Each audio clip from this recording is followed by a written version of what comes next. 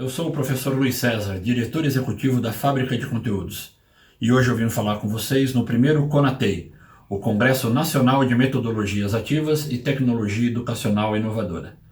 Antes de qualquer coisa, queria dar os meus agradecimentos especiais à professora Janaína Alves, que é a idealizadora e organizadora do primeiro CONATEI. Professora, muito obrigado. Faço votos que esse congresso seja muito proveitoso e que traga muitas reflexões a todos que estão acompanhando. Bom, iniciando, eu vou falar um pouco sobre jogos na educação como facilitadores do mundo atual. Na verdade, eu não quero ser extensivo, tá? Não vou ficar aqui pondo minúcias, falando de minúcias, mas vou dar um overview da minha experiência, do que eu tenho trabalhado nos últimos anos, do que eu tenho experimentado, e trazer para vocês algumas referências de ferramental, de como pensar um game, de como aplicar esse game numa sala de aula e trabalhar um pouco todo o conceito de game e o que está por trás dele, o que é necessário para ter uma boa experiência com games. Começar falando um pouquinho de mim para fazer aquele mote de professor, né? Dando uma apresentação, ô pessoal, eu fiz isso, faço aquilo, né? Quem são vocês? Infelizmente eu não vou conseguir conhecer todos, tá? Mas vai ter o nosso e-mail de contato aqui, por favor, se houver interesse, podem me contactar, vou ter grande prazer em responder para vocês e mantermos uma conversa, um diálogo sobre games e educação e várias áreas aí que envolvam a educação. Bom, então quem sou eu? Sou um consultor educacional, educador, com formação em ciência da computação e matemática. Tenho diversas especializações em AD e em gestão da educação. Passei por várias instituições, sou afiliado a algumas instituições. A minha expertise está muito na área de EAD, com núcleos de educação à distância, coordenando núcleos de educação à distância e grandes áreas de instituições de ensino superior na área de exatas, principalmente na área de exatas.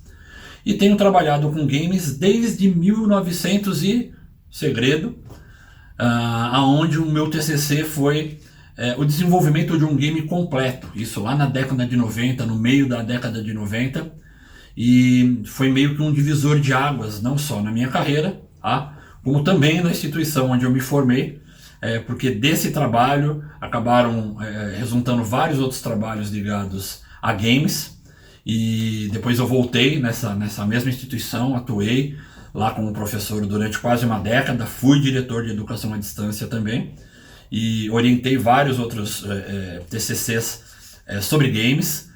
Então, assim, a minha expertise vem desde a década de 90, trabalhando não só com games, mas com música para games também, tá?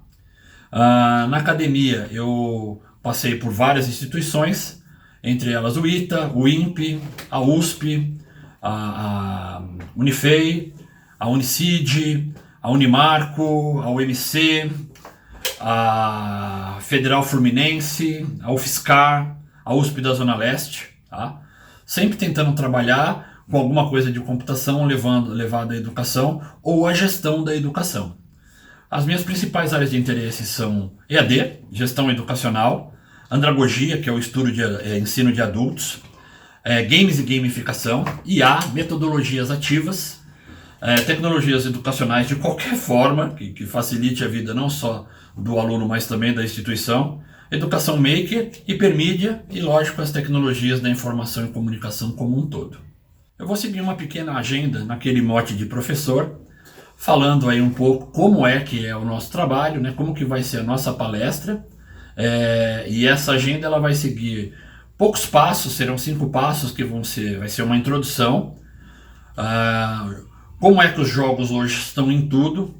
Vou dar alguns exemplos do uso de jogos e do que tem hoje no mercado aí, que mesmo sendo comercial está sendo utilizado por vários professores para ajudar no ensino.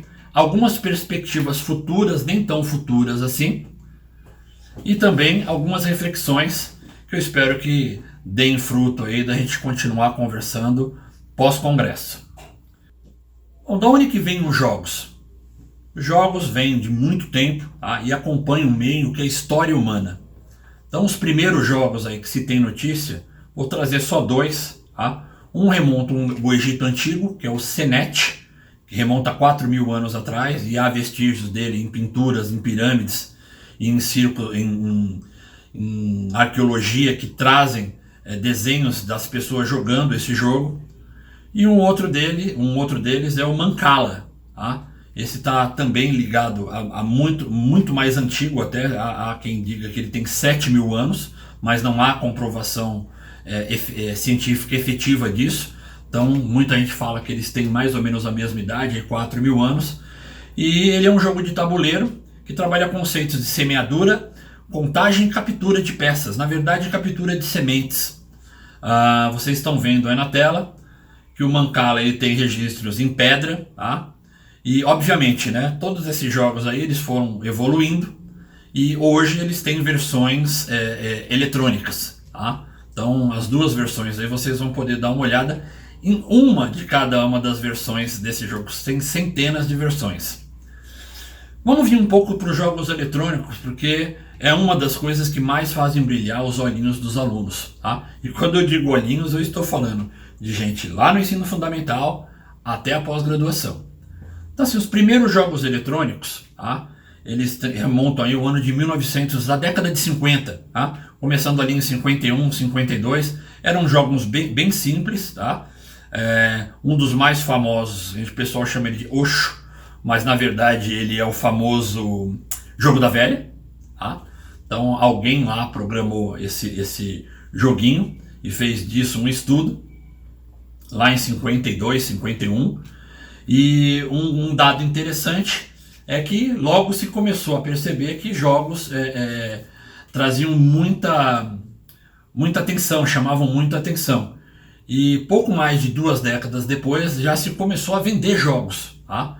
E o primeiro jogo realmente lucrativo foi o Pong, tá? Que na verdade é um ping-pong, tá? Então ele remonta lá ao ano de 73. Trouxe algumas referências para vocês aí.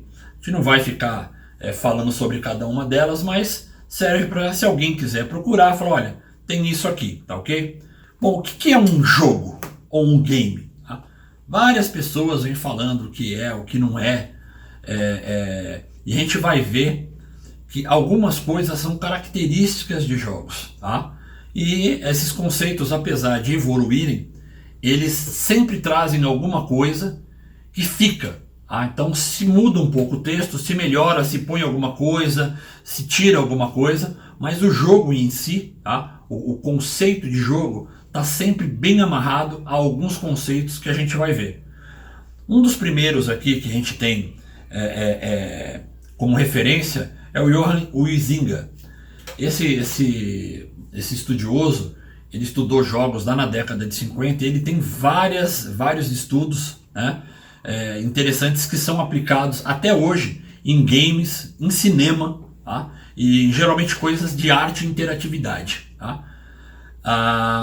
Não vou ficar lendo para vocês aqui, tá? O que é um jogo, mas uma coisa que a gente vai ver que mudou bastante, que o Huizinga ele fala bem no começo aqui do conceito dele, que o jogo é uma atividade desligada de todo e qualquer interesse material. E a gente vai perceber que isso ao longo do tempo, e principalmente de uns 20, 30 anos para cá, não é verdade, né? Já não é mais uma realidade, tá? Apesar de a gente ter muitos jogos que realmente visam coisas como saúde, como exercícios, como coisas boas e sem interesse para a sociedade, tá? Hoje é a indústria, uma das indústrias de entretenimento a mais rentável e aonde mais se aplica dinheiro, tá, ok? Então vamos ver alguns conceitos aqui. Não vou ficar de novo lendo todos esses conceitos, são estudiosos muito importantes, e deixei algumas coisas em negrito aqui que é para realmente chamar a atenção, tá? Então lá o Roger fala, lá em 61 já falava que o jogo é uma atividade essencialmente livre e voluntária, que é governada por regras. Já na década de 80, o Avedo e o Sutton, eles vêm com outro conceito um pouco diferente, mas eles ainda falam em ação voluntária ou controle voluntário, tá? E que é um procedimento que tem regras. Chegando mais próximo aqui, em 81, tá? O Crawford, ele já fala que jogo é sempre menos severo do que situações que o jogo modela. Já vai falar um pouquinho sobre isso. Já o David Kelly, ele fala de recriação, volta a falar, ou melhor, reafirma o conjunto de regras, só que ele já começa a especificar um objetivo, que é uma coisa que a gente vai falar também aqui na nossa apresentação. O Salem e o Zimmerman também vai falar que é um sistema no qual os jogadores engajam-se em um conflito artificial, tá? Definido por regras, que resultam em um resultado quantificável. Então agora já se começou a pensar assim, tá, o que eu ganho com isso, tá? E aí nós não estamos falando só de dinheiro, nós estamos falando de ações, de reações, o que é que mesmo intrinsecamente eu posso ganhar com um jogo. Bom, como a gente está falando com a grande maioria, a gente imagina que sejam professores, o que é que está no dicionário, tá? Ou nos dicionários? Eu procurei em 2 dicionários, tá? 2 grandes dicionários, também não fui exaustivo, eles têm muita coisa, tá? Mas salientei aqui alguns pontos que eu achei importante. Então, empenhar, se comprometer, tem um objetivo, é próprio de um grupo, um game, tá? Apesar de hoje a gente ter muitos jogos individuais, mas se criam as comunidades, se criam as aldeias, né? Se criam os grupos, a gente vai falar um pouco sobre isso aí também. Se fala que é qualquer atividade recreativa que busca entreter ou distrair, tá? Que é uma brincadeira, um entretenimento, e tantos educadores que falam da importância do brincar, tá? Eu acho que é tão importante isso, e há pouco tempo, acho que há 4 ou 5 dias, saiu uma pesquisa dizendo que os adultos no Brasil jogam mais do que os jovens, tá? Pois quem quiser eu passo essas referências, né? Só me chamar por e-mail. Que ele é um divertimento, tá? Mas que ele é um conjunto, né? Ele é uma atividade que é regido por um conjunto de regras. Então observe, sempre estamos se falando de regras, tá? Vem o tempo e mesmo no dicionário as regras estão lá colocadas. Bom, se a gente está falando de regras, tá? Então o jogo ele é uma obrigação ou um prazer? Na verdade é assim. Quando é que os jogos estão sendo usados? Hoje para tudo, tá? Mas quando a gente tem conteúdos que são chatos, aqueles, esse aqui é meio enrolado, ou pesados, tá? A gente vai ver que na forma convencional, o aluno encara isso como eu tenho que fazer, tá? Encara isso como uma obrigação, tá? E os jogos vêm trazer um mote que é assim, de uma forma lúdica, do aluno, pô, eu quero fazer isso, tá? Isso para mim é um prazer, mesmo que ele não saiba que isso é um prazer para ele. Bom, e nos jogos? Quando a gente está trabalhando com jogos, o que está envolvido num jogo? Tá? Você vai ter lá, vamos pensar numa pirâmide, tá? Onde você vai ter componentes, mecânicas e dinâmicas. A gente vai falar um pouco aqui sobre 2 eventos muito grandes que existem hoje no Brasil. Um deles é o BIG, que é o Brazilians Indie Festival, que é um evento de games, muito ligado a estúdios pequenos, tá? Mas onde as grandes empresas já viram que ele é um celeiro de talentos, então elas também investem nele. Aconteceu agora há poucos dias. E o outro é o BGS, que é o Brazilian Game Show, tá? Tem outros eventos grandes aí, tá? Mas esses são os 2 principais. E eu estou trazendo isso porque o que mais se discute, ou um dos assuntos mais discutidos em ambos, são as mecânicas, tá? Então a gente vai falar um pouco sobre mecânica de jogo. Vamos falar um pouco sobre os componentes, então a base da pirâmide lá. O que é isso? São as conquistas, os níveis, os ranqueamentos, tá? Como que os grupos são separados, como que é dada a pontuação, qual que é a missão que um personagem tem que fazer, ou que um participante tem que fazer, se há ou não socialização, se há personalização através de avatares, tá? E como que é o entretenimento e a diversão.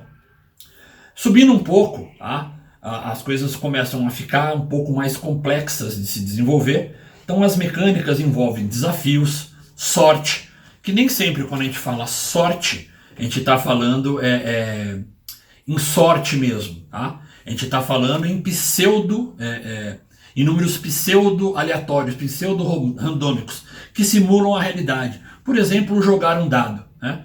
Se você jogar um dado num lugar que está aberto e estiver ventando, a possibilidade de ele cair diferente ou ele de rodar mais uma vez é uma. Se você estiver num lugar fechado, com um ambiente mais controlado, é uma outra. Lógico que tudo vai influenciar na mão do jogador, no peso do dado, de como ele estiver na mão do jogador, tá? Mas a ideia dessa sorte é o que é que vai ser feito com esse jogador ao longo do jogo, que sorte que ele pode ter. Então, um exemplo, a gente vai falar aqui de Minecraft. Você tem lá situações que você só consegue alguns itens, tá? Numa relação de 1 para 10 mil. Então assim, 10 mil pessoas entram e aquele item vai só para uma pessoa. Então existe um algoritmo, um programa por trás que faz essas contas e em determinado momento sorteia aquela pessoa e a pessoa recebe aquilo ou encontra aquilo pelo caminho dele, é colocado no caminho do personagem. A competitividade, como que é a competição dentro desses jogos? A cooperação, se ele é cooperativo, se eu ajudo um outro participante a fazer uma tarefa, pensando que ao ajudá-lo, ele vai me ajudar na frente. Como que é o feedback? Geralmente esse feedback nos games é o mais instantâneo possível, tá? E como serão as recompensas? Subindo um pouco, estão as dinâmicas. Então aí a gente vai ter as limitações. Quais são as limitações que esse jogador vai ter? Quais são as limitações que o jogo tem? Tá? Por exemplo, roda numa plataforma, não roda no outro, precisa disso, precisa daquilo. Que emoções que ele traz? Um elemento bastante dinâmico, né? É a música, né? São os efeitos sonoros.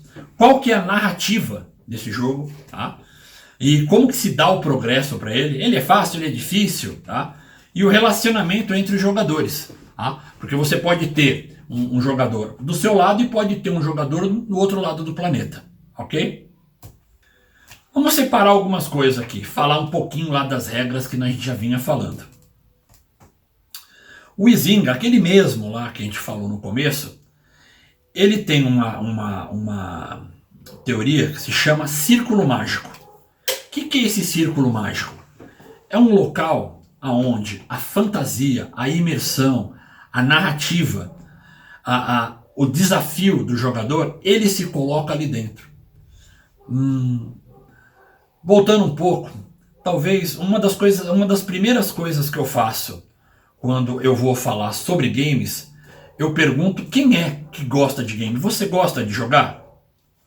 Então eu começo as minhas palestras assim. Você joga? Dificilmente vai encontrar. Não, eu não jogo. Porque joga dominó, joga carta, jogou bolinha de gude. Interessa, jogou alguma coisa, tá? Se gosta ou não, diferente, tá? Mas geralmente vai ter algum jogo que a pessoa gosta, tá? Já escutei, não gosto de jogar. Aí eu falei, mas como não, né? Você não gosta de jogar? Eu falei assim, não, eu não gosto de jogos eletrônicos. Sem problema. Quando a gente está falando de jogo, a gente está falando desde jogo de carta até um jogo de eletrônico com realidade aumentada, realidade virtual, onde você pega objetos, você tem sensações de toque, né? Reações sensitivas, de calor, de vento, de frio, uma série de elementos extra, mas também estamos falando de um jogo simples, um jogo com papel e lápis. Não é uma coisa, nós não vamos focar em eletrônica, só em coisas computacionais, em coisas fora da realidade dos réis mortais. Bom, o Huizinga, ele faz o quê? Ele projetou o quê? O que ele conceituou? Falou que existe o mundo real e existe o mundo virtual. Então no mundo real a gente tem problemas, medo, incerteza, dívidas, responsabilidades. Tá? Já dentro do círculo mágico, a gente também pode ter essas sensações. Só que assim, a gente vai trazer essas experiências, esses significados, sem ter uma consequência para o mundo real. Aí nós não vamos aqui, nessa palestra, entrar em motes como os jogos tornam as pessoas mais violentas. Isso a gente teria que ficar falando aqui numa outra palestra. A gente pode, quem quiser, eu tenho muito interesse nisso. Tá? Então a ideia assim, realmente de imersão. Né? Nesse círculo mágico você está imerso. Tá? Então você vê algumas crianças e jovens, eles quando estão jogando, eles ficam transformados. Eles, não, eu quero ganhar. Soa, né? Fica ansioso, fica nervoso, fica feliz dentro desse círculo mágico. Então a ideia desse círculo mágico é realmente você transportar esse estudante, essa pessoa que está jogando, para dentro dessa catarse. Bom, então a gente falou de tudo isso aí e vem uma perguntinha: o que torna um jogo legal? Porque a gente tem vários jogos aí, às vezes jogos muito bonitos e que não são sucesso, jogos muito simples que acabam estourando e virando sucesso internacionalmente e rápido. Existe uma ideia que é chamada de flow ou de fluidez, onde a habilidade do jogador consegue acompanhar a dificuldade do jogo, tá?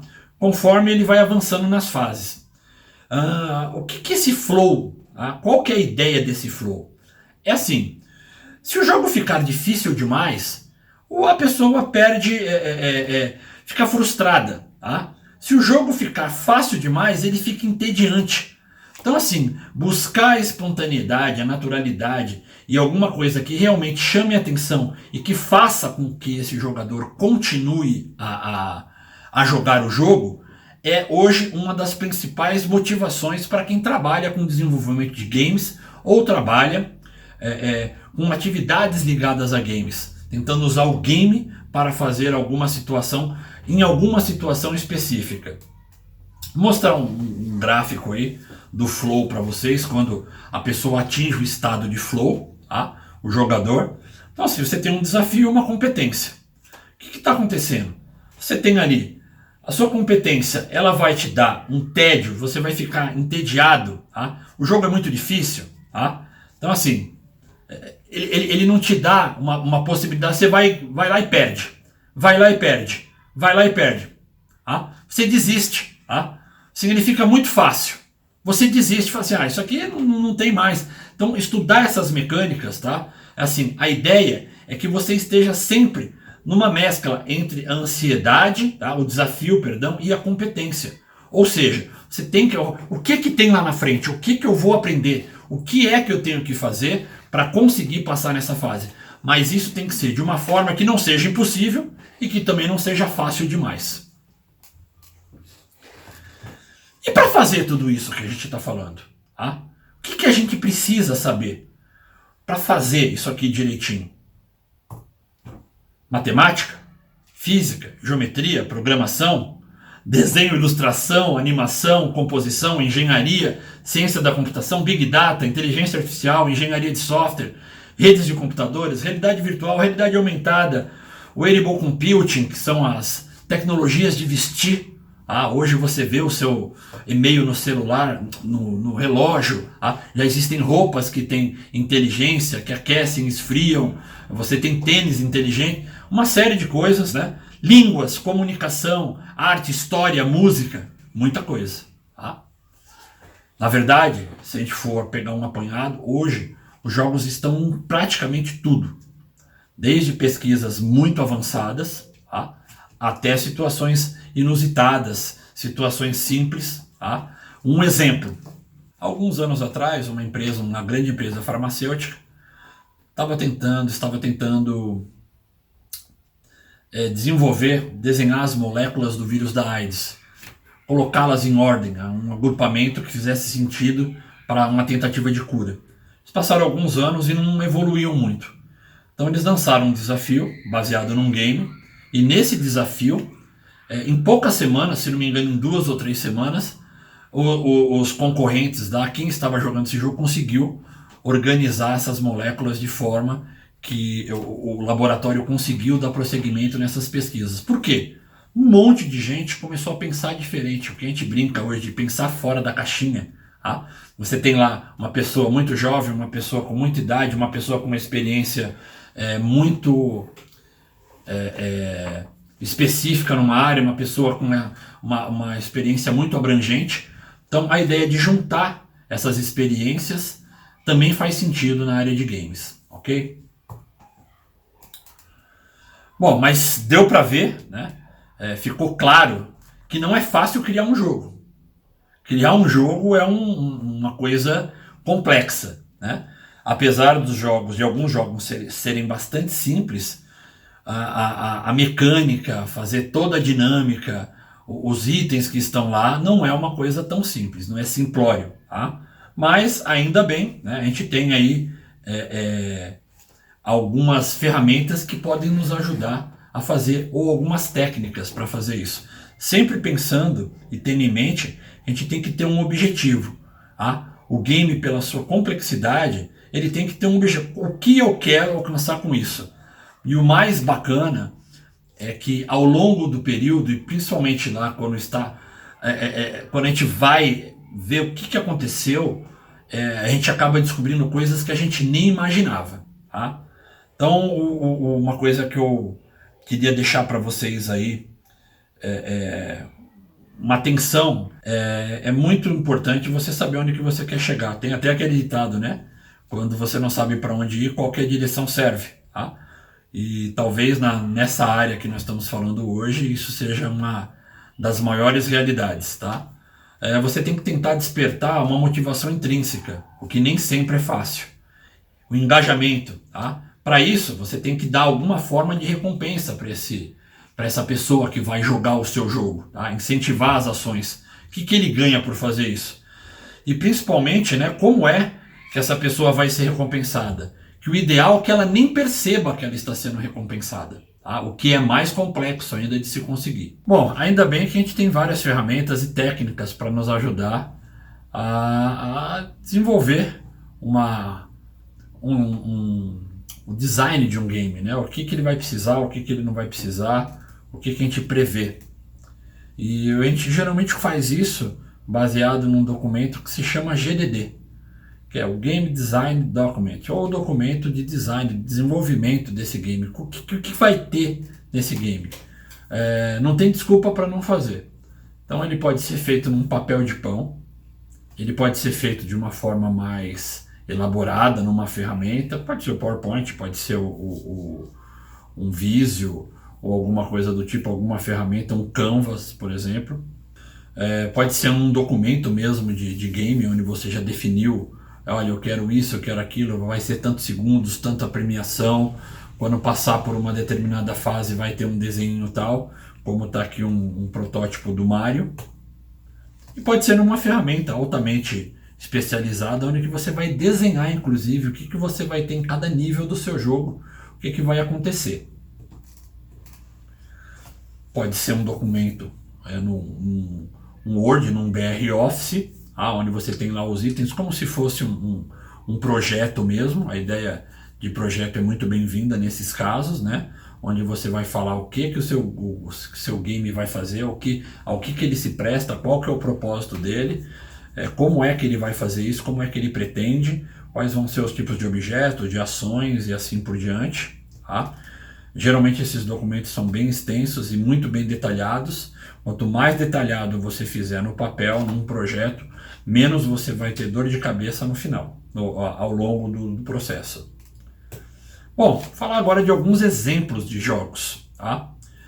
Entre eles a gente vai falar aí do Civilization, que é um dos queridinhos aí dos professores de geografia, de história, porque ele tem um mote em várias épocas do mundo, e o estudante ele acaba vendo muitas características. Então, por exemplo, do Egito Antigo, como é que era a colheita, como é que era a escravidão, como é que era a relação do povo com os faraós, com os reis e assim vai. E você tem que prosperar, então o aluno tem uma série de atividades que ele tem que fazer, então ele acaba vendo a parte de gestão, a parte de história mesmo, como que era a geografia do lugar e assim por diante. Vocês devem estar vendo os vídeos aí. Um outro bem interessante é o Assassin's Creed, que inclusive virou filme, né? Que isso tem sido uma moda, os jogos passarem a se tornar filme, quando em décadas passadas era exatamente o oposto, né? O filme acabava virando um jogo. Então Assassin's Creed está bastante ambientado na Idade Média, e um exemplo disso é a Ubisoft, que é a dona do jogo, por exemplo, ela disponibilizou tudo que ela mapeou na Catedral de Notre Dame lá em Paris, que pegou fogo há pouco tempo, para a Prefeitura de Paris, para o governo francês, de forma que agora eles vão ter um modelo, vão ter uns modelos que foram tirados do real em 360 graus, de forma a a reparação, a restauração ser o mais fidedigna possível, tá? Que poderia ser. Então, um jogo, foi feito para um jogo, vocês estão vendo as imagens aí, de modo que agora esse jogo vai ajudar na reconstrução de algo concreto. O Call of Duty, que também é uma sequência de jogos, e eu escolhi para mostrar para vocês aí o Call of Duty, o World War II, ou a Segunda Guerra Mundial, e muito interessante, vocês vão ver que há batalhas no ar, batalhas no mar, batalhas em terra, e ele começa no dia D, né? A entrada dele é a reviravolta, né? Que os aliados deram no nazismo, invadindo lá a Normandia, começa por ali, e você tem vários fatos históricos que coincidem, que são retratados, e toda a imagem, a ambientação, tá? Apesar de esse ser um jogo, se alguém for querer passar para algum aluno, se fala muito palavrão, lembrando que o mote dele, né, a ambientação está num ambiente de guerra, tá? Então o estresse das pessoas, dos personagens, é bem completo, com ferimentos e aí vai. Há alguns dias um amigo meu estava falando comigo que queria conhecer Nova York, mas tinha medo de se perder, porque é uma cidade muito grande, muito cosmopolita. Falei assim, olha, por que você não entra no jogo Spider-Man e você vai ter uma visão bem geral da cidade? Então, só que lógico, numa visão mais aérea, mais dos arranha-céus. Se alguém tiver curiosidade, a cidade foi muito bem mapeada, para quem conhece, quem já teve a oportunidade de estar lá, vai ver que assim, eles foram muito fidedignos, além de toda a mecânica e de toda o formato do personagem trabalhar, de se movimentar e interagir, ser muito realista. Um outro jogo bastante interessante que fez muito sucesso é o Angry Birds, geralmente utilizado para a parte de matemática, tangente, cotangente, arco, seno, né, geometria.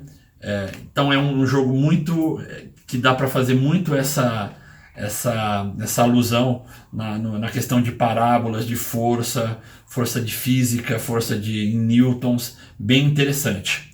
Bom, o Minecraft talvez seja o jogo mais utilizado na educação. Inclusive hoje existe um Minecraft Education, né, uma edição educacional do Minecraft, e bem interessante, dá para fazer bastante coisa. E por ele trabalhar com blocos, que na verdade são figuras geométricas, né? No caso dele é uma figura geométrica do tipo cubo, ou seja, um poliedro. E quando a gente pensa num poliedro, a gente está pensando numa forma geométrica de 6 faces, 12 arestas e 8 vértices. O professor pode, por exemplo, solicitar exercícios que envolvam conceitos e, consequentemente, né, articulações que proporcionem exemplos práticos de situações envolvendo somas, subtrações, proporções, grandezas, formas, volumes, combinações, simetria, frações, proporções, perímetros, sequências, áreas, etc. Né? O céu acaba sendo o limite realmente para isso aí. Tá? É claro, né, que além de tudo isso, né, o aluno vai ter situações onde que ele vai ter que colaborar, vai ter que planejar para sobreviver nesse mundo, para construir, reproduzir e fazer com que isso aí realmente cresça. Né? O Minecraft tem esse tipo, essa mecânica. Você tem que fazer coisas, né? Plantar, fazer uma série de coisas, fazer com que os animais cruzem para a sua população, a população deles crescer e assim por diante. Vamos falar agora de alguns jogos que trabalham, estão no âmbito dos serious games, ou dos jogos sérios. Eles tratam de assuntos para ajudar as pessoas a desenvolver alguma coisa ou a resolver algum tipo de problema físico, psicológico, de saúde e para, enfim, ajudar de alguma forma a aprender ou a amenizar alguma dor. Então eu vou começar pelo jogo do método, que é um jogo de tabuleiro em papel, tá? Com pecinhas. É um jogo que foi desenvolvido pelo professor João Matar, que orientou alguns alunos dele em nível de estrito senso. Tá? Ele é um jogo de tabuleiro que dá suporte à disciplina de metodologia científica. E ele apoia os princípios de pesquisa científica E na metodologia dele ele faz a revisão de literatura, avaliação de jogos e de design de games de forma lúdica e através de jogo. Então, bem interessante para quem trabalha com a disciplina de metodologia do trabalho científico, esse jogo, conhecer esse jogo. Um outro jogo que eu quero falar para vocês é o Super K vs Câncer. Esse é o jogo de um amigão meu, Paulo Paiva, que é lá de Mossoró, no Rio Grande do Norte. Convém conhecer a história do Paulo, ele é um batalhador, tá? E ele chama esse jogo, ele mesmo intitula esse jogo como uma game terapia. Tá? Ele tem vários elementos de som, vocês estão vendo as imagens aí, e ele foi desenvolvido com o intuito de ajudar crianças que estão passando pelo processo de quimioterapia. Então ele é um jogo bem longo, né? E a criança fica ali entretida, e a ideia dele é realmente fazer com que essa criança se distraia nesse momento tão difícil. Vale bastante a pena conhecer o mote desse jogo, que é muito interessante mesmo. Um outro que eu gostaria de falar, do pessoal lá da Bahia, que é o Árida. Ele é um jogo que ele está ambientado na Guerra dos Canudos, lá no século XIX, e essa menina tem que passar por uma série de atividades. É um jogo muito bonito, tá? Então, assim, para o professor que quer falar sobre Canudos, é uma ferramenta muito interessante, que vai ajudar bastante, vai entreter bastante os alunos, e é ambientado realmente lá no sertão, de forma que vai chamar bastante atenção para a parte de geografia, dos problemas da seca, e fica a dica aí. O outro é um gringo, mas é muito interessante. Ele é um jogo que se chama Shadow's Edge, e ele tá... A ideia dele é para o tratamento de doenças crônicas, tá? Vocês também devem estar vendo um videozinho dele aí, tá? Então, aquelas pessoas que estão com depressão, né? Estão com alguma dor assim, ele procura dar um apoio emocional, tá? Através de uma menina que acaba pichando a rua, escrevendo, pichando muros, fazendo arte nos muros, né? Então a ideia é muito mais de grafite, escrever num diário. Então tem toda uma inteligência por trás desse jogo para pegar palavras que as pessoas, que os psicólogos fazem levantamento, e nesse momento, antes da pessoa fazer alguma coisa contra si, ela ser acionada por um grupo. Esse é um jogo americano, mas que está disponível, é gratuito, tá? Shadow's Edge. Eu acho que vocês vão gostar bastante. A Rosemary Lacoste, que fez ele, é uma pessoa que vive na pele uma situação de doença crônica, então entende bem essa dor. É bem interessante. Um outro bem legal é o Sambaquis, que é uma história antes do Brasil. O Sambaquis, né, ou esse formato de população indígena existiram no mundo inteiro, e no Brasil no litoral inteiro.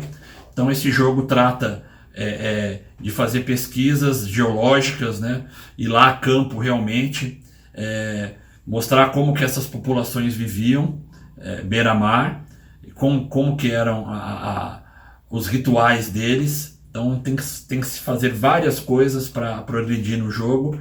Bem interessante a mecânica desse jogo, e você coleta essas coisas na geologia e coloca num museu virtual. Bem interessante esse jogo, para um público bastante amplo. O outro é o Robosquadrão, tá? Quem gosta de trabalhar com lógica de programação, aprender uma linguagem de programação, o pessoal lá da USP de São Carlos desenvolveu esse app. É um jogo bastante interessante, que você vai ter uma série de desafios, também está disponível para baixar, e ele chama Robosquadrão, Programe a Vitória. Então é bem interessante lá como que você tem que programar os robozinhos para passar de fase, tá? O que está acontecendo por aí? O que o pessoal anda jogando, né? Vamos falar um pouco aí de jogos mais comerciais. Então, para depois fazer uma ponte sobre algumas coisas importantes que a gente vai falar aqui. Counter-Strike, né? Tem campeonatos mundiais aí. O Dota, tá? League of Legends ou LoL, né? FIFA, futebol. O PES, que é o Pro Evolution Soccer, também de futebol, mas tem um mote diferente, onde que a pessoa consegue mais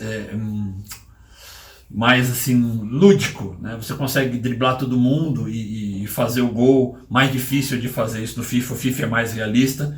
O Fortnite, que é uma febre no mundo inteiro, tá? A molecada aí é um jogo de tiro, né? Que também as pessoas jogam em conjunto ou jogam sozinhas, fazem campanhas. E o Brawl Stars, né? Um jogo aí muito mais ligado a celular, que a molecadinha aí mais de 14 para baixo tá utilizando bastante, e que também tem colaboração, que você tem que formar equipes, que você também pode jogar sozinho. Bem interessante conhecer isso aí. Perspectivas futuras. Como eu falei lá no começo, nem tão futuras assim. Tá? Então assim, peguei uns estudos aqui que saíram recentemente, apesar de terem dados aí de 2014, 15 e 16, mas que mostram aí como é que está o mercado de games no Brasil. Tá? Então, por exemplo, teve um crescimento de 600% nos últimos 8 anos. Tá? De 25% do faturamento no setor de jogos. Tá? Aumentou 25%. E nesse momento aí, quando foi feita essa pesquisa, existiam 61 milhões de brasileiros que jogavam. Tá? Isso todos os dias. O faturamento era mais ou menos de 1 bilhão e 600 milhões por ano. Então mostra o volume que é isso aí. E isso nós estamos falando de todos os tipos de jogos, tá? Então não é só o jogo educacional, é o Exergame para fazer exercício, é o Serious Game, é o game lá como o Super K versus Cancer, jogos de entretenimento para celular, no Facebook. Nós somos hoje um celeiro de desenvolvimento de games, tá? E quem que joga isso, tá? Talvez seja um pouco surpreendente. Olha lá, as meninas ultrapassam os meninos. O sexo masculino, ele hoje ele está inferiorizado em relação aos games. E isso é um mote que está acontecendo bastante. Muita menina entrando para a área de desenvolvimento, de design, e muitos jogos, né, envolvendo temáticas femininas. Então quem quiser fazer uma pesquisa mais a fundo aí vai ver que tem bastante coisa mesmo. Tá? Bom, falou. E agora chegou a hora de pegar alguns dados aí, mais alguns dados técnicos, né? Então o NMC, que é o New Media Consortium, ele é um grupo que está ligado lá ao Horizon Project, que estuda tendências, né, e faz avaliações no mundo inteiro e que fala assim, olha, nos próximos 5 anos vai acontecer isso. Então o que eles previram lá que ia acontecer entre 2012 e 2017? Levando em conta os países super desenvolvidos e os menos desenvolvidos também. Coloquei algumas coisas aqui. Então, olha lá. Eles imaginavam que em 2013 e 2014 a aprendizagem baseada em jogos estaria muito forte. Está. A gente sabe que realmente no ensino público ele é menor, mas no ensino privado, e eu vou tentar mostrar para vocês algumas coisas aqui, vários jogos hoje são ligados a aprendizagem de alunos aí em vários níveis. No ensino superior, o gaming é a gamificação. Então o gaming é fazer alguma coisa realmente jogando, tá? Principalmente com realidade aumentada no ensino superior. Não que no ensino fundamental e médio também não aconteça isso, mas principalmente a gamificação. Tá? Então a fábrica de conteúdos hoje é uma referência nessa área. Então, assim, gamificar uma plataforma, gamificar um curso, gamificar um projeto de curso, gamificar uma disciplina. Tá? Isso está muito no mote, principalmente disciplinas mais complexas e que envolvem colaboração. As pessoas trabalharem em conjunto e você depender de um projeto andar por causa de um certo grupo, de um outro grupo, e esses jogos essas mecânicas de jogos aplicados à gamificação, que na verdade é a utilização de mecânicas de jogo para engajar, para fazer algum desenvolvimento, estão muito em voga nesse momento, e a tendência é realmente continuar. Só que para isso algumas implicações são necessárias. Então o pessoal também lá do NMC faz esse tipo de levantamento. Então lá no caso do aprendiz, o aprendiz hoje é o centro, tá? Então não é mais uma palavrinha bonita, né? Então ele participa do processo como autor, ele é protagonista, né? O educador, ele tem mais um papel de facilitador, né? Ele media o processo, a ideia é essa. E isso faz com que cada vez mais o professor, né, o tutor, ele tenha que ter um conhecimento abrangente, porém específico daquela situação, tá? Então uma tendência também é que os conteúdos, apesar de abrangentes, eles vão estar ligados a um determinado assunto, e você vai ter grandes especialistas naquilo que conseguem amarrar projetos interdisciplinares. E como a gente está falando de game, quando a gente viu aquela relação de coisas que eu preciso saber, não, tá? Mas você tem que se juntar às pessoas, as pessoas têm que trabalhar juntas, de forma que um todo vá chegar num resultado bacana. E o gestor, né, ele deve prover, né, recursos para que as pessoas façam isso, para que não só os alunos como os professores, e aí eu estou falando desde o nível mais básico até o nível mais avançado. Tá? Bom, algumas reflexões. Eu não quero aqui ser exaustivo, muitas dessas reflexões aqui se aplicam também à gamificação, mas alguns benefícios que a gente vê aí, fora esses aí, né, de trazer uma cultura de trabalho positiva, de trazer engajamento, motivação, envolvimento, né, reforçar comportamentos positivos, ter feedback constante, a vantagem da pessoa não morrer, né, então você pode ter a tentativa e erro, e isso é muito bom, principalmente para os pequenos, né, explicar que no jogo a gente morre e não morre, né?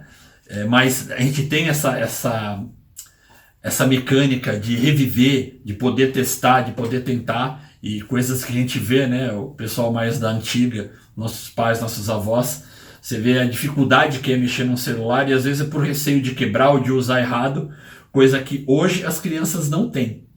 Então o jogo propicia muito isso. Então eles corrigem falhas quando elas são negativas, e eles aumentam a produtividade, né? E reforçam bons comportamentos quando eles são positivos, tá? Quando a experiência é positiva. Outra vantagem, eles podem ser utilizados em quaisquer idades e em qualquer disciplina. Tá? Um exemplo interessante que a gente vai mostrar para vocês, né? É que a parte de reciclagem, que eu posso citar para vocês a parte de reciclagem. Um jogo de reciclagem, ele pode ser tanto no papel, ele pode ser com sucata, ele pode ser eletrônico, ele pode utilizar realidade aumentada, realidade virtual, ele pode usar várias e várias formas, papel, peças. Então assim, o céu é o limite. Tá? Uma coisa é certa, né? Quando a gente está falando de game, é que os mais jovens, e quando eu falo mais jovens, lembra lá da pesquisa, quem tiver interesse eu mando, que os mais velhos jogam mais que os mais novos hoje no Brasil. Então assim, os mais velhos aí estão falando de pessoas de 40, 50 anos, eles são simplesmente fascinados por jogos. Tá? A gente vai falar agora de algumas pessoas aqui e vocês vão ver, né, a importância que está se dando para o tempo que se está jogando. Tá? Outra coisa, né? Coisas complexas, elas são demonstradas através de jogos de forma prática e muito mais próximas do real. Voltando lá no Assassin's Creed, a gente tem lá uma versão deles que se passa no Egito. E se você olha a cidade, a ambientação, você acaba se sentindo ali, fala assim, não tem o cheiro ainda, mas você tem uma subida que você tem que fazer, olha, tem uma pedra, e você vai ver lá, você pega uma foto no Google Earth, por exemplo, e você vai ver que a pedra está ali, aquele degrau está ali, então é muito próximo, né, dessa experiência. Falando de exemplos aí ligados à educação, ou uma preocupação do quanto que se gasta de tempo com games, tá? E aproveitar isso para aprender alguma coisa. Um exemplo é o Dota 1 e o Dota 2. Tá? É um jogo no estilo LoL, né? League of Legends, tá? É um concorrente, e onde você tem equipes, você tem que ganhar, pegar coisas, conquistar territórios. E há alguns dados, né? Uma autora aí que vem fazendo muito sucesso, a gente vai falar dela daqui a pouco, a Jane. Ela contabilizou lá com o pessoal da empresa que desenvolve ele, até 2014, 2015, se não me engano, 900 bilhões de horas jogadas nesse jogo, o que daria mais ou menos 100 mil anos. Então você imagina se aproveitasse esse tempo para aprender alguma coisa. Lógico que você está aprendendo uma série de estratégias, só que muito ligada a esse jogo, né? E não a uma realidade específica. Então ela tem esse mote. Como que está acontecendo? A gente falou de FIFA, falou de PES, falou de LoL, falou de Counter-Strike. Está acontecendo isso. Vocês estão indo para grandes ginásios, estão indo para grandes teatros e fazendo campeonatos mundiais. Então hoje os esportes são uma vertente, né? Hoje você vê bastante gente, bastante jovem, fala assim, eu quero ser um esportista de game. Então assim, é também uma mudança de paradigma. E estão acontecendo migrações de milhões de pessoas para isso aí, tá? Para esse tipo de situação, para esse tipo de evento. Um exemplo aqui que eu vou dar da utilização de jogos onde a gente capturou informações é um artigo que eu escrevi intitulado Utilização de Jogos Computadorizados como apoio a disciplinas de cursos superiores de computação. No caso aqui foi um curso de engenharia da computação, onde a gente tinha uma situação meio complexa, que a gente tinha alunos de terceiro, de quinto, de sexto, de sétimo, isso, e acho que eram 5 turmas, e de primeiro semestre. Todos eles juntos fazendo a mesma disciplina. E aí a gente percebeu que o pessoal, lógico, quem estava muito no começo tinha dificuldade porque estava muito no começo. E quem estava mais já avançado tinha dificuldade de querer ver aquilo ali. Olha, isso aqui para mim está muito simples. Então ficou a mescla disso aí. A gente acabou utilizando jogos para trazer esses alunos para próximo da disciplina, pegar coisas mais avançadas e coisa mais básica e fazer com que isso aí se alcançasse um nível de qualidade e de conhecimento de ambos os lados de forma mais lúdica. O que a gente percebeu com isso? A gente percebeu, por exemplo, a gente fez isso em 2 disciplinas que são muito importantes para qualquer curso de computação, que é banco de dados, a disciplina de banco de dados, e a disciplina de programação orientada a objetos. Então a gente percebeu lá em banco de dados que a gente tinha uma média, a média para passar nesse curso era 6, tá? Então a gente tinha a média, ela juntava os 2 bimestres para se chegar à nota final desse aluno.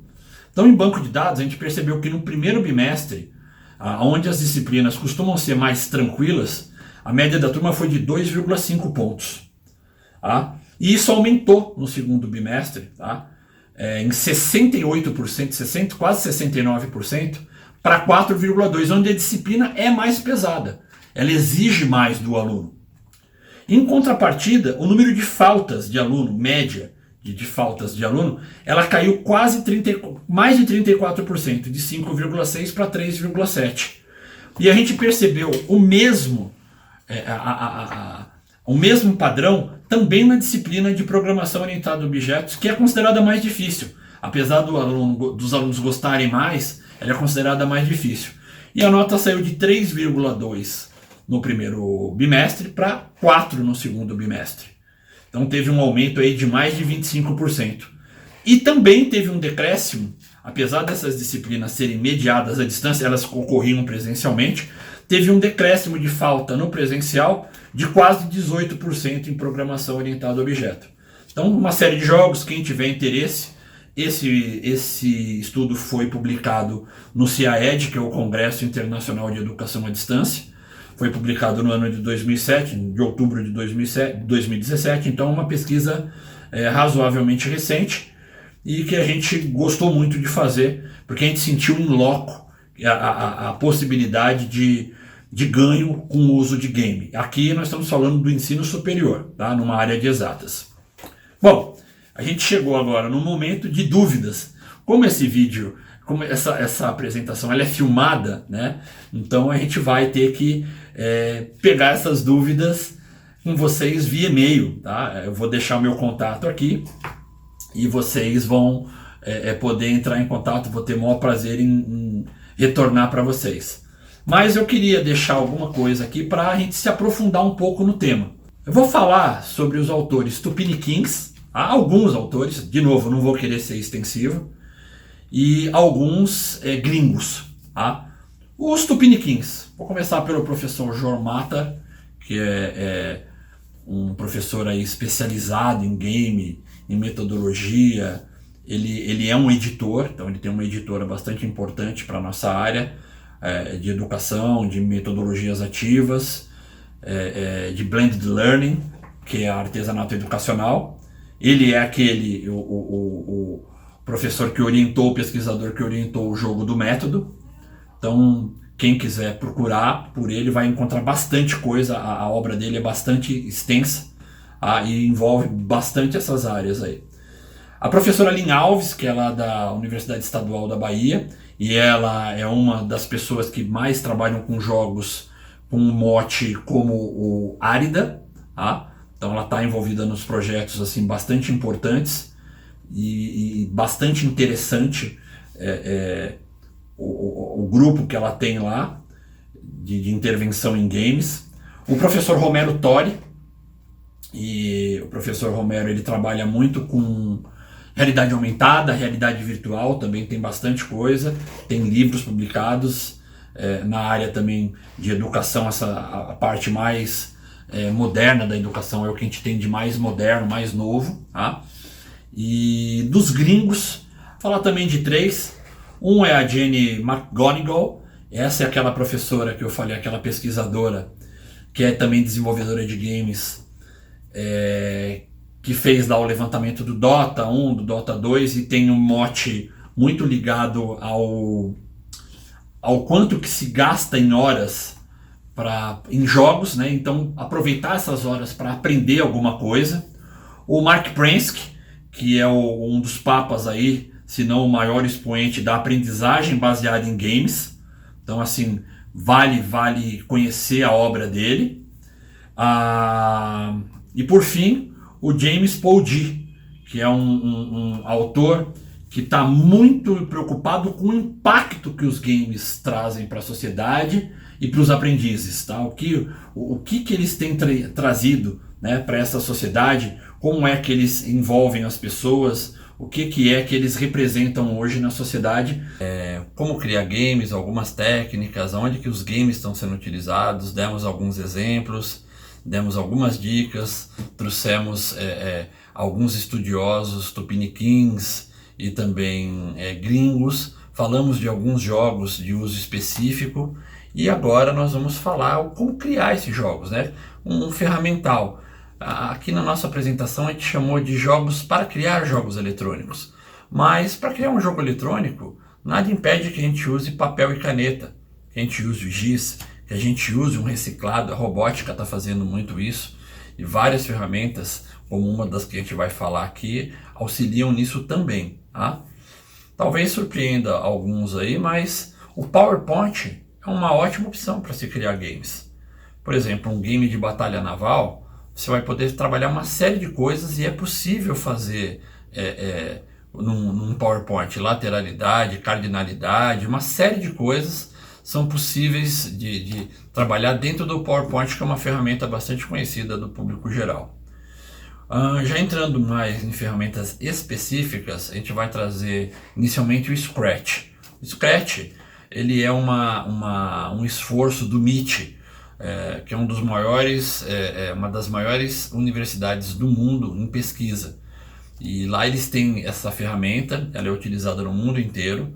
Essa ferramenta ela trabalha com blocos, ela também pode se ligar a atividades maker no sentido de robótica, ela já tem plugins para isso. Plugins, para quem não sabe, é um pedacinho ou um conjunto de um software, um pedaço de software que se une a um software maior para oferecer alguma coisa específica.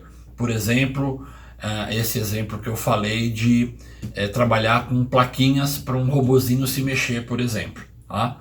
Um exemplo mais de uma outra ferramenta que a gente também vai falar, um plugin para realidade aumentada, um plugin para realidade virtual e assim por diante. Então o Scratch é uma boa alternativa para começo e ele atinge qualquer público, desde crianças bem pequenas aí de 5, 6 anos até adultos. Dá para fazer coisas bastante elaboradas com ele. Uma outra ferramenta bastante interessante, mas que está meio descontinuada, foi desenvolvida pela Microsoft, se chama Codulab Game. Essa ferramenta ela tem algumas nuances bem interessantes, como trabalhar fácil relevos em 3D, trabalhar com água, ter uma visão 3D do personagem, ou seja, você consegue ter dentro de um labirinto ou dentro de um veículo, ter a visão do personagem, e isso é uma coisa bastante bacana, bastante legal, e que empolga geralmente quando a gente vai dar uma oficina sobre isso. Uma outra ferramenta bacana é o RPG Maker, que trabalha vários recursos também, e geralmente para jogos 2D, e nessa mesma linha a gente tem o Construct, que também é uma ferramenta bem bacana, que já tem mais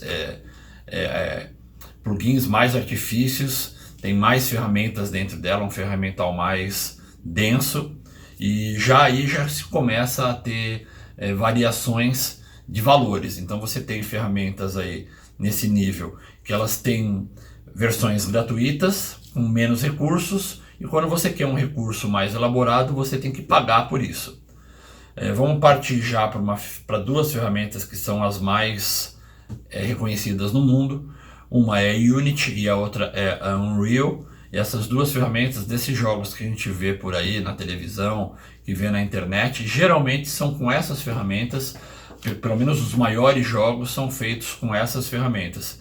Então, características delas: elas trabalham com linguagens de programação, elas têm a física muito aprimorada, ela tem a parte de cenário, né? A parte de lógica dentro dela, de inteligência artificial, de analytics, já muito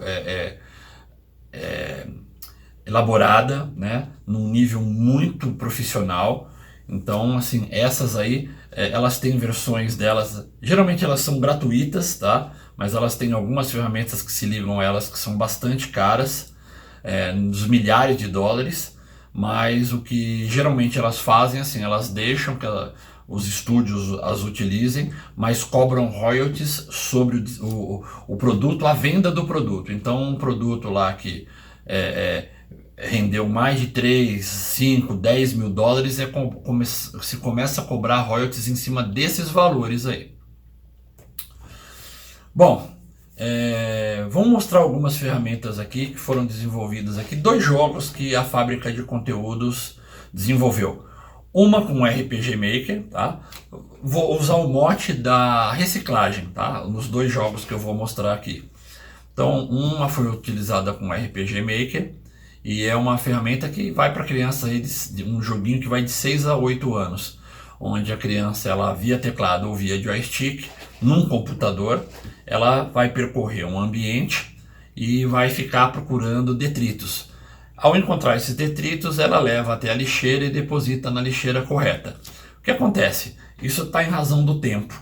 Então a criança ela tem que fazer numa certa velocidade.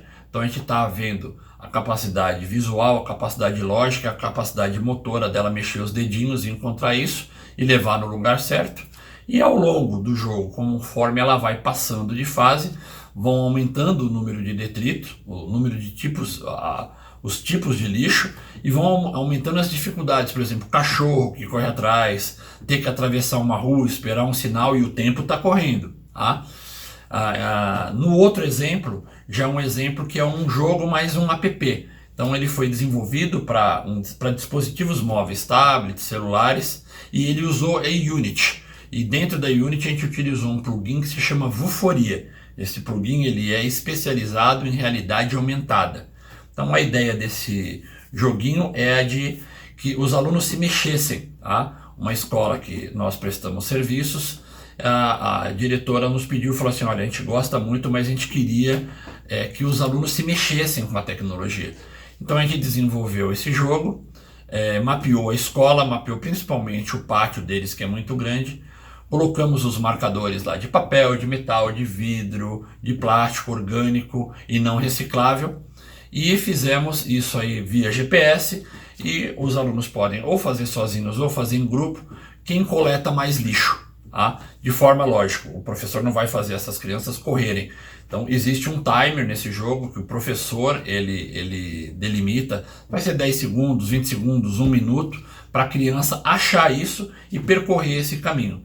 O bacana foi que ao pegar esses analytics, a gente tinha lá a ficha dessas crianças e a gente percebeu que num conjunto de 200 crianças se perderam aí de massa gorda quase 25 quilos. É lógico que não foi só o jogo, mas relatos dos pais e relatos da própria direção nos disseram que o jogo ajudou bastante, porque fez com que eles se interessassem mais por physiogames e por exergames, que são jogos que fazem movimento com o corpo, né? Bom, é mais ou menos isso.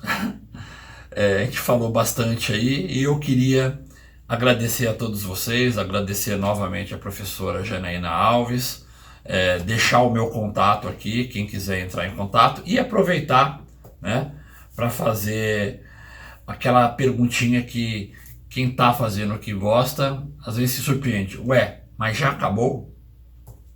E aí eu vou dizer para vocês que não, para quem quiser, ainda não acabou. Tá? Porque a gente tem um mote lá na fábrica de conteúdos muito de mão na massa. Então, quem entrar em contato com a gente, nós vamos enviar um link de uma aula, uma pequena aula, para aprender, começar a aprender a programar no Scratch. A gente também vai dar esse mesmo mote de reciclagem. Então, a gente vai fazer um joguinho no começo, meio e fim, jogar esse joguinho, vai mostrar para vocês como é, tá? Que se desenvolve um jogo dentro do Scratch, bem fácil, rapidinho, não dói e vai ser bem interessante, tá? Dizer que o nosso objetivo aqui foi realmente de disseminar essa ideia do uso de games na educação, mostrar que apesar de muita resistência que ainda há, porque o pessoal tem o jogo como uma brincadeira, e brincar é muito bom, tá? Eu acho que a criança tem que brincar, é uma fase e a gente tem que se divertir o máximo que a gente puder, a vida é muito curta, tá? Então a gente tem alguns objetivos ligados a isso lá na fábrica, dizer que realmente, né, ter um objetivo é muito bom, o nosso objetivo é realmente mudar o mundo, não só com games, mas através da educação e através de ferramentas que auxiliem a educação a ser melhor, a ter um nível melhor. E dizer que ninguém faz nada sozinho e também na fábrica não é diferente. Então a gente tem uma equipe, um núcleo duro, apesar da gente ter equipe hoje no Brasil e aliás em vários lugares do mundo, com os nossos conteudistas, a gente tem um núcleo bem duro lá na fábrica. Então se alguém quiser conhecer também vai ser um prazer. Agradeço não só a vocês, mas agradeço também a minha equipe. Um abraço a todos. Fico na expectativa de realmente nos revermos em algum outro evento. Tá? Foi um prazer estar com vocês e agora sim, fim. Só que só por enquanto. Tá? Um fim bem pequenininho. Muito obrigado mais uma vez e bons jogos a todos. Abraços.